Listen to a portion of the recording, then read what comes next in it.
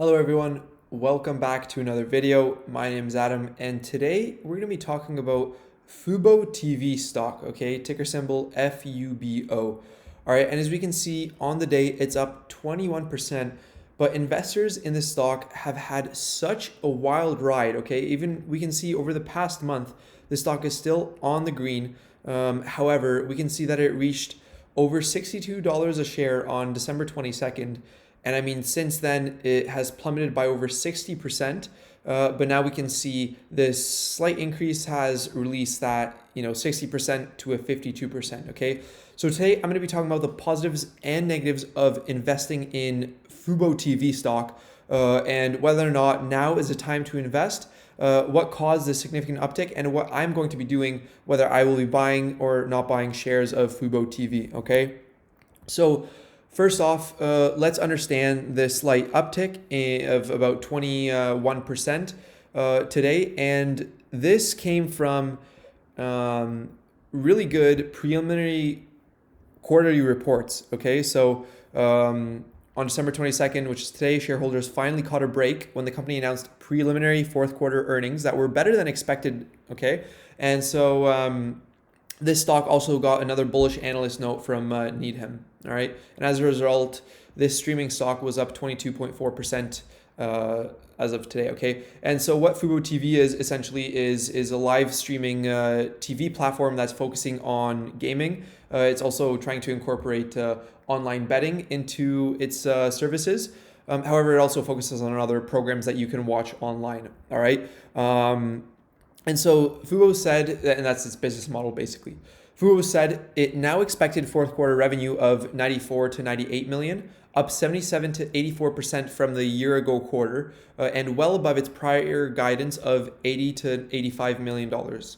Paid subscribers also jumped 72% to 545,000 people, exceeding a guidance of about 500,000 to 510,000 subscribers. Okay. And so pretty much they exceeded fourth quarter expectations, and this is why their stock is going up. And then separately, Needham analyst Laura reiterated her buy rating at $60 price target. Note that this stock is about $30 right now, saying that the recent sell-off, which knocked more than 60% off its value in just 2 weeks, was due to the expiration of an insider lockup period. So, which means pretty much that after an IPO, insiders like the CEO and other closely related people cannot actually sell their shares whenever they want. Okay, so after a lockup period, they can sell their shares. And so, as of December 30th, that released 88 million shares. And Barton believes that the stock has now bottomed out and fundamentals should resume the price action. Okay. However, so this is really good news for FuboTV, and again, as a result, the stock went up today. However, it's still down like 52%. Okay, and so let's talk about the other side of the problem. Okay, so on one hand, we can see nice revenue growth, 77 to 84% from a year ago, and of course, like staying home, this business is definitely profiting from it, right? So, working from home, you have more time doing things online, like watching live streams of TV, especially sports, okay, for people who enjoy sports. And I mean, so let's again look at the downside to this, okay?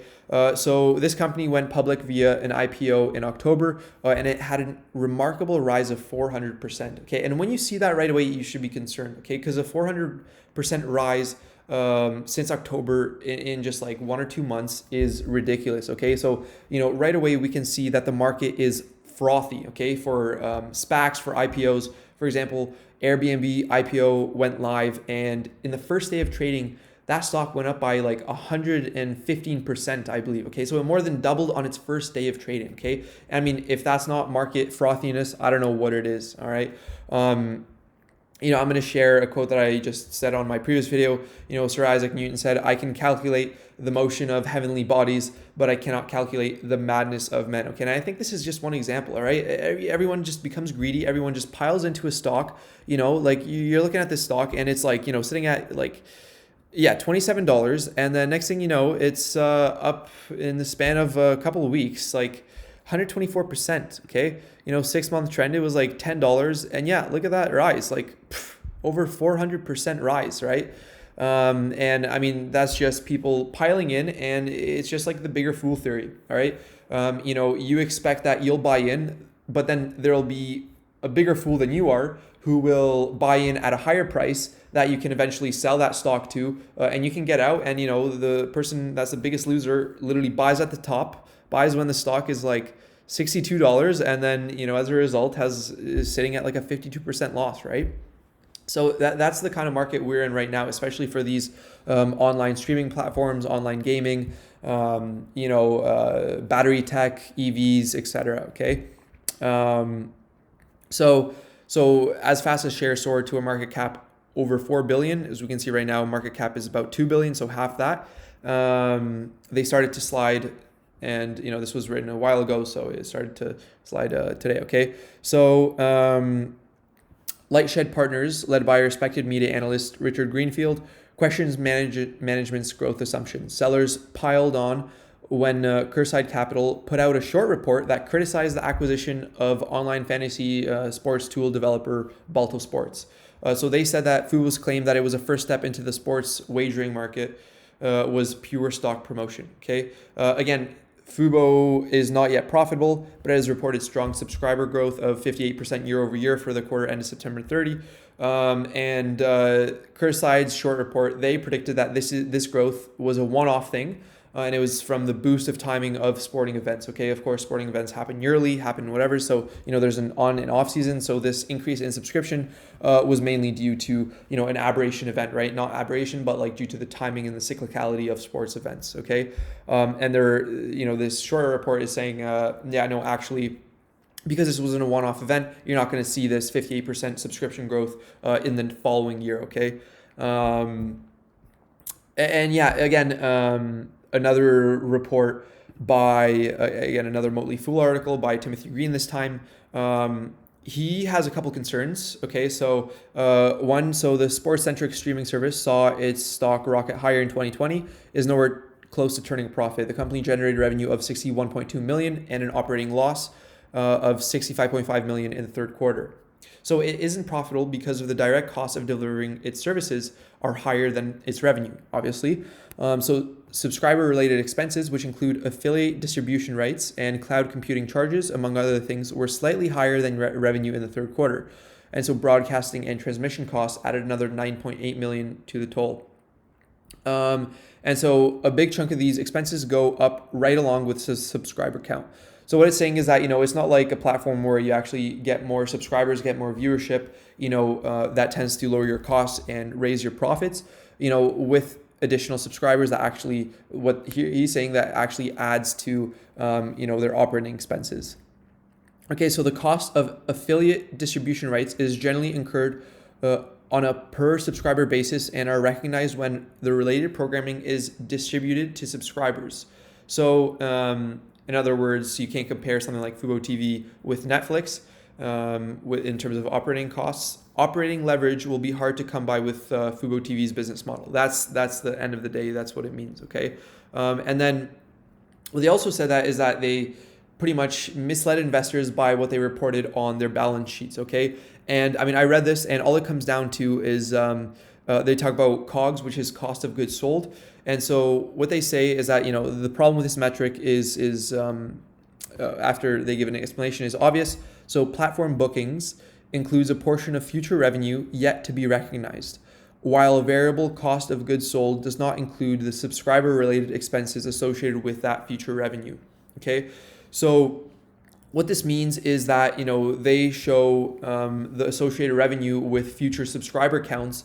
They put that in terms of platform bookings, and they put that on their balance sheets, okay? And so that includes a portion of future revenue yet to be recognized, okay? However, they don't put on the expense side of things their cost of operating these increased subscriber counts, these platform bookings, on the expense side of things. So, what they did on their books was pretty much they said, oh yeah, we're going to have this much future revenue, but then on the expense side of things, they didn't account for that, for how much that future revenue would cost. Okay, so it's pretty much, manipulating their books in order to mislead investors. Okay,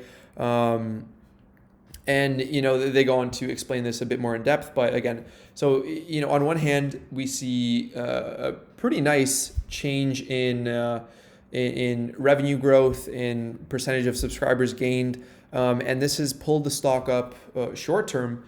However, I do think that the concerns about which is them trying to look at their books and try to make this investment more attractive to investors. Plus, I don't know enough about this business model to know how profitable they're going to be in the future. Plus, the whole world coming out of the whole pandemic maybe will push less.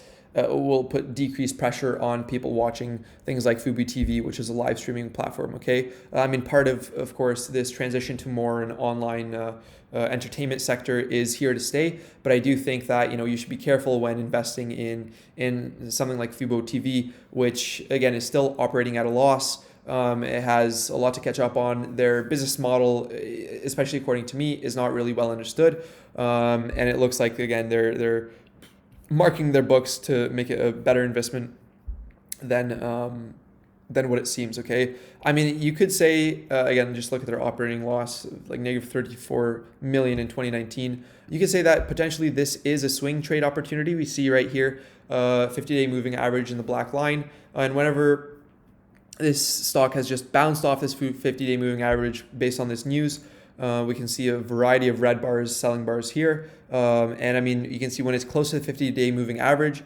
maybe then is the time to buy for a bit of a swing trade. Who knows how long this upward momentum can continue. But the overall sentiment of the market is strongly, negative. We can see the MACD still, trending downwards. RSI of 48 right now. I mean, neither overbought nor oversold. But I mean, if you're looking at the indicators, it still looks like there's some downward pressure to come. And again, like, what am I doing with this stock? I am not touching it. I think, again, it is too speculative. The business model is not well understood, at least according to me. And, it's not, I like to have a very transparent director board, NAT. Not very direct, but anyways, mistakes will be had. Okay. Anyways, if you like this content, please be sure to give it a thumbs up and subscribe if you haven't already. Let me know what you're doing with FuboTV, and I mean, as of now, what you think about this 20% gain in the share price, and yeah, what you're doing with the stock. Leave it in the comments below. There's some links also in the description that you can check out. And yeah, until next time, love you all, and I'll see you later.